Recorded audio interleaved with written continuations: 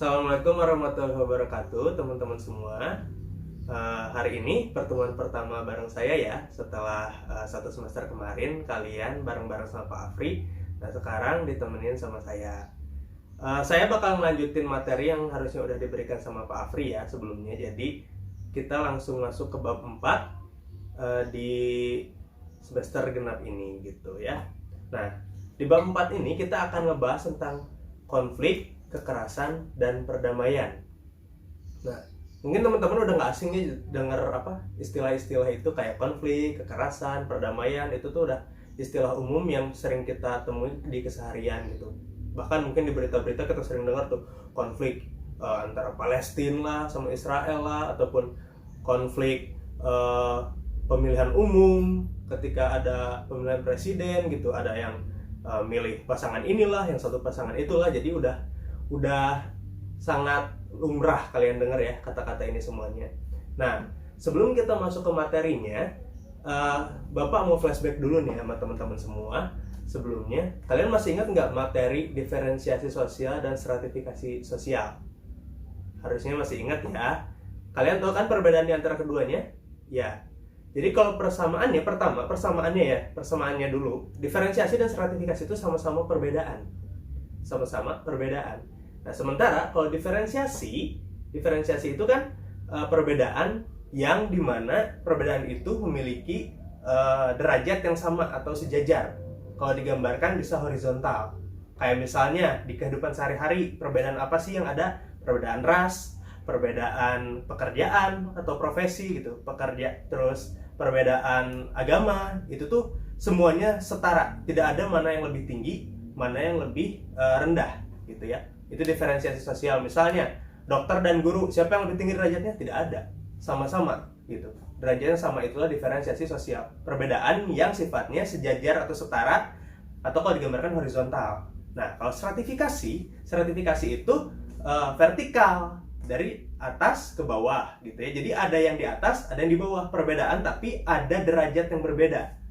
Kayak misalnya kalian kalau misalnya di sekolah kan ada kepala sekolah ya, ada kepala sekolah, terus ada guru, ada wakasek gitu kan. Itu mereka semuanya dalam organisasi di sekolah, mereka punya posisi yang lebih tinggi dan lebih rendah gitu misalnya. Ataupun misalnya kalau dalam agama Hindu, kita kenal yang namanya kasta gitu ya.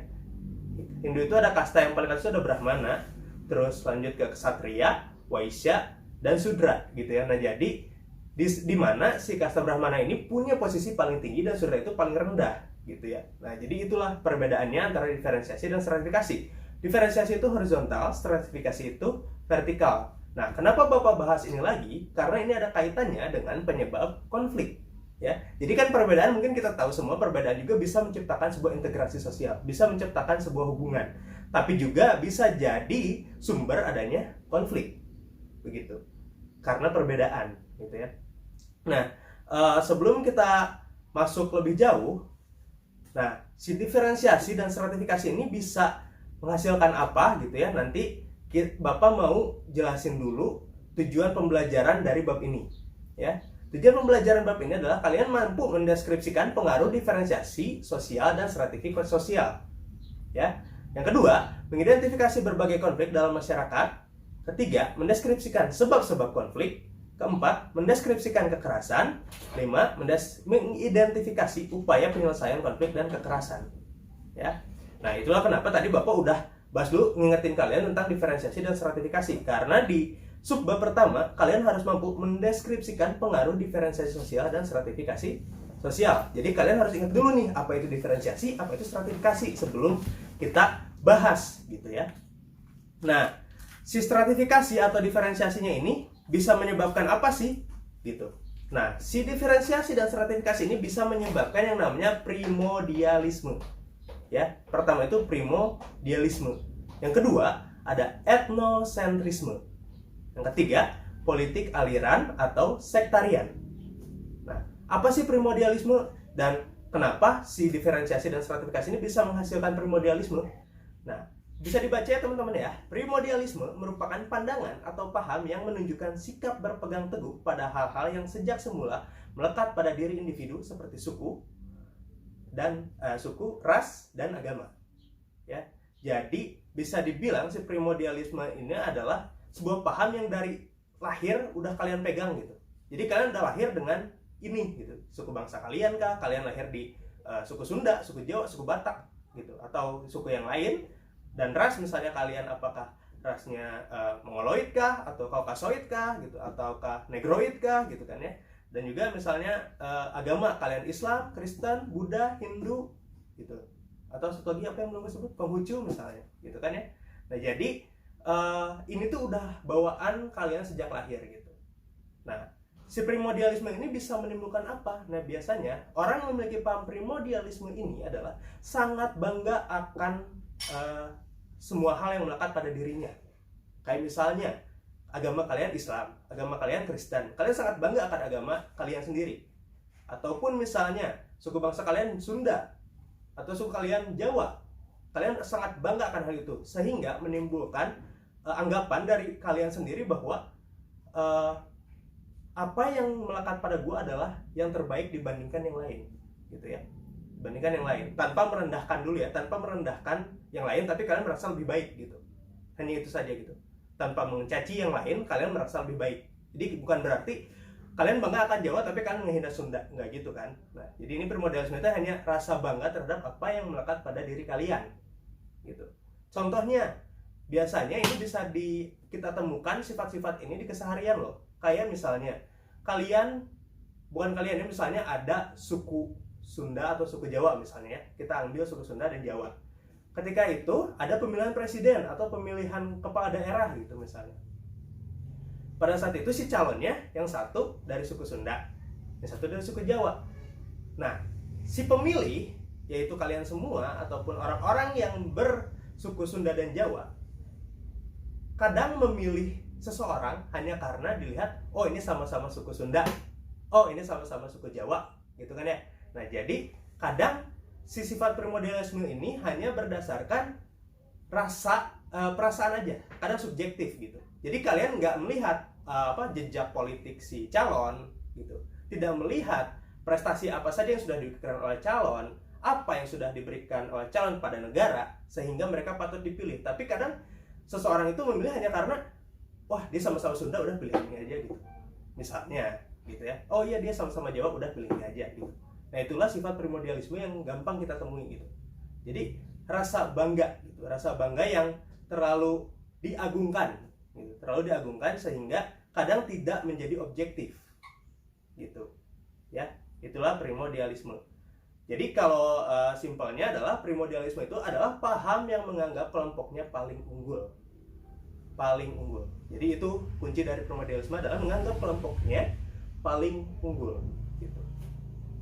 Atau misalnya kayak tadi pemilihan lagi, tapi mungkin kalian sukunya nggak ada yang sama, tapi lihatlah dari agamanya misalnya gitu kan. Ada juga yang milih karena agama gitu. Jadi emang kadang sifat-sifat itu tuh ada gitu ya. Tapi mungkin, nah inilah kenapa si diferensiasi ini bisa nanti berujung kepada konflik, bisa saja. Karena kenapa? Si primordialisme ini kalau dibiarkan gitu ya, kalau dibiarkan tanpa ada pandangan objektif, bisa menimbulkan konflik gitu. Ada ketidaksetujuan dari yang berlawanan gitu, sehingga menimbulkan konflik. Konflik itu apa kan? Pertentangan gitu. Nah jadi inilah kenapa si diferensiasi ini nanti ada kaitannya dengan konflik gitu ya.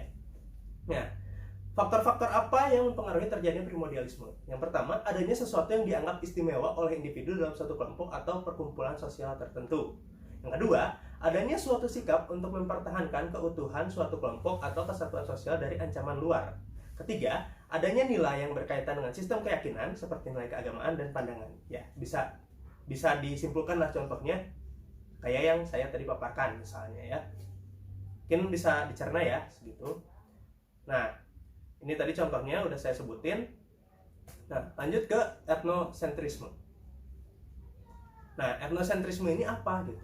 Apa bedanya sama primordialisme gitu? Nah, etnosentrisme ini muncul dari primordialisme yang berlebihan menghasilkan etnosentrisme. Kita bisa baca di sini, primordialisme yang berlebihan juga akan menghasilkan sebuah pandangan subjektif yang disebut etnosentrisme atau fanatisme suku bangsa.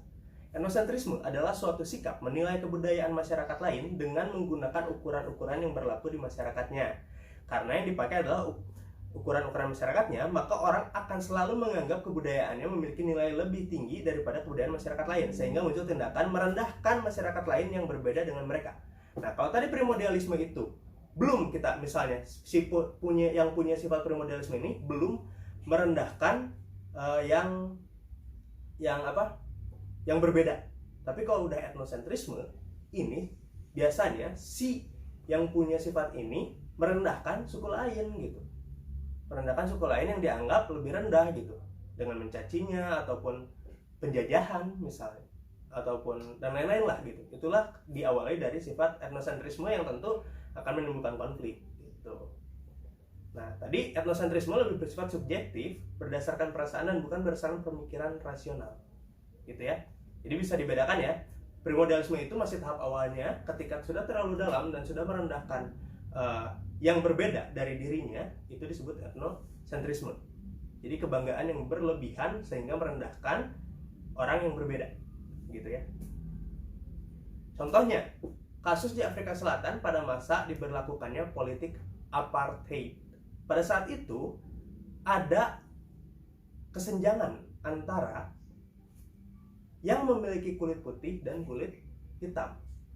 Pada saat itu, si kulit putih ini merasa lebih unggul dibanding yang memiliki kulit hitam, ras kulit hitam. Dan akhirnya mereka pada saat itu di Afrika Selatan ini terjadilah penjajahan ataupun kalau di kita ya penjajahan lah disebutnya ya ke si suku yang berkulit hitam, di mana si kulit hitam ini diperbudak pada saat itu oleh si kulit putih gitu. Dan pada saat itulah sempat terjadi konflik gitu kan antara yang kulit putih dan kulit hitam gitu. Nah, itulah diawali dari etnosentrisme yang merasa kulit putih itu lebih tinggi derajatnya dibanding si kulit hitam, sehingga mereka merendahkan si kulit hitam ini gitu. Tapi untuk sekarang alhamdulillah sudah tidak terlalu banyak ya kasus-kasus rasial seperti itu gitu kan ya. Nah, yang ketiga, si diferensiasi ini menimbulkan yang namanya politik aliran gitu ya. Apa sih politik aliran? Kita bisa baca di sini. Politik aliran merupakan keadaan di mana sebuah kelompok atau organisasi tertentu dikelilingi oleh sejumlah organisasi massa atau ormas, baik formal maupun informal. Tali pengikat antara kelompok dan organisasi-organisasi massa ini adalah ideologi atau aliran sekte tertentu. Contohnya, partai politik PKB yang dikelilingi oleh ormas-ormas NU gitu ya. Terus contoh lain, saat pemilihan presiden 2019 kemarin sempat terjadi konflik antara pendukung paslon 1 dan paslon 2 karena perbedaan pandangan politik ya. Jadi beruntung konflik tersebut hanya sebatas pada selisih pendapat dan tidak berujung pada kekerasan ya, Jadi itu politik aliran ini disebabkan karena perbedaan pandangan politik, bisa dibilang seperti itu. Ataupun jadi ketika si pendukung paslon 1 memilih paslon 1, berarti mereka merasa pandangan politik mereka cocok dengan si paslon 1. Sementara paslon 2, yang mendukung paslon 2 merasa cocok dengan pandangan politik paslon 2. Visi misinya kah, terus jejak politiknya kah, atau segala macam. Jadi akhirnya ada perbedaan yang akhirnya saling gesek antara si pendukung paslon 1 dengan paslon 2 gitu kan ya. Jadi pada akhirnya itulah yang disebut politik aliran. Jadi ini muncul karena ada sekte atau aliran. Jadi kalian milih aliran 1 atau aliran 2 gitu dalam politik gitu. Halo guys, sebelum udahan pertemuan hari ini, kalian punya tugas ya. Tugasnya bisa lihat di atas sini. Ada tugas untuk kalian. Nah, nanti tugasnya dikumpulkan ke Bapak melalui Google Classroom ya. Nanti kodenya Bapak kasih. Terus bentuknya boleh dalam Word, boleh juga bentuknya ditulis, terus kalian fotoin. Pokoknya dikumpulin di Google Classroom, nanti kodenya Bapak kasih. Sekian hari ini, terima kasih atas perhatiannya. Wassalamualaikum warahmatullahi wabarakatuh.